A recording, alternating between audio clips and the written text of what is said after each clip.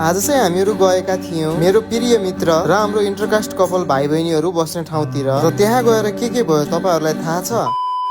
Hey guys, फेरि पनि स्वागत छ सबैजनाको हाम्रो एउटा नयाँ मिनी भ्लगमा। आई होप कि सबैजना सन्चै अनि एकदमै आरामै नै हुनु होला। सो आज चाहिँ हाम्रो 5000 फलोवर्स र सब्स्क्राइबर्स कम्प्लिट गर्ने च्यालेन्जको डे 76 पनि भयो। सो आजको भिडियोको स्टार्टिङ चाहिँ हामीहरू बुढाबुढी रेडी भइसकेपछि भएको छ। आज चाहिँ हामीहरूलाई हाम्रो अंकल आन्टीले धेरै नै टाढादेखि बोलाउनु भएको थियो। दिनभरि अब आफूले गर्नुपर्ने सबै कामहरू गरिसकेर साँझ पख चाहिँ हामीहरू जान थाल्यौं अंकल आन्टीको रुमतर्फ। तर आज मौसम चाहिँ यस्तो खतरनाक भइरहेको थियो कि हामीलाई जान पनि डर लागिरहेको थियो, कहीँ बाटैमा पानी परेर पानीले रुजाउने हो कि भनेर। त्यहाँ चाहिँ अब हामी पुग्ने आँटेको बेलामा चाहिँ जे कुराको हामीलाई डर थियो त्यो नै कुरा भयो। हामीहरू अंकलको रुममा नपुग्दै यति धेरै पानी दर्क्यो कि हामी चाहिँ एउटा पसलको अगाडि आएर रोक्यौं। त्यसपछि चाहिँ पानी बिताउने बित्तिकै हामीहरू अंकलको रुममा पनि गयौं र त्यहाँ जाने बित्तिकै हामीलाई चाहिँ मोमोबाट स्वागत पनि भयो। यस्तो पानीमा रुजेर आएर तातो मोमो खानु भन्दा खुसीको कुरा त अरू के नै होला र सायद। बल्ल तल्ल गरेर स्टिम मोमो चाहिँ खाएर सकेको थियौं, त्यतिकैमा फेरि फ्राई मोमो पनि आयो। स्टिम मोमोले नै पेट पुरै भरिसकेको थियो, झन् यो फ्राई मोमोले गर्दा झनै पेट भरियो। उता बुढी पनि मोमो खाँदै एकदमै रमाउँदै थिइन्। ल अब चाहिँ फ्राई मोमो पनि खाएर सकियो भनेको त फेरि अर्को प्लेट पनि फ्राई मोमो आइपुग्यो। अब चाहिँ मोमो मात्र नभएर कोल्ड ड्रिङ्क जलेबीहरू पनि सबै आइपुग्यो खानको लागि। त्यो खाएको अब अलिअलि भए पनि हजम गर्नु पर्यो भनेर बुढी र भाइ बहिनी हामीहरू सबै मिलेर चाहिँ नजिकैको पार्क पनि घुम्न आयौं। यो पार्क चाहिँ धेरै नै ठुलो रहेछ,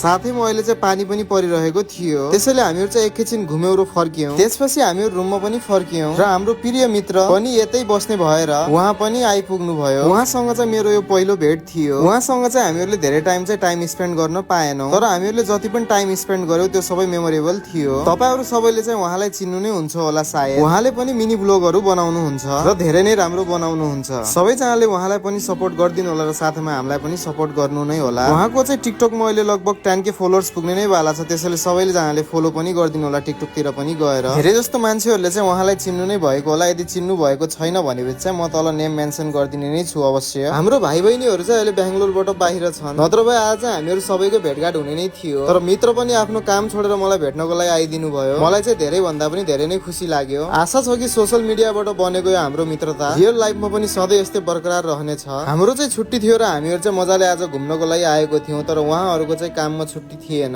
तर आफ्नो काम छोडी भए पनि उहाँहरू चाहिँ आउनु भएको थियो। त्यतिकैमा उहाँहरू पनि जानु भयो र अब चाहिँ हाम्रो भिडियो पनि यही नै खतम हुन्छ। लाइक, कमेन्ट, शेयर र फलो अनि सब्स्क्राइब गर्न चाहिँ नबिर्सिनु होला। हस्त भाइ, जय नेपाल।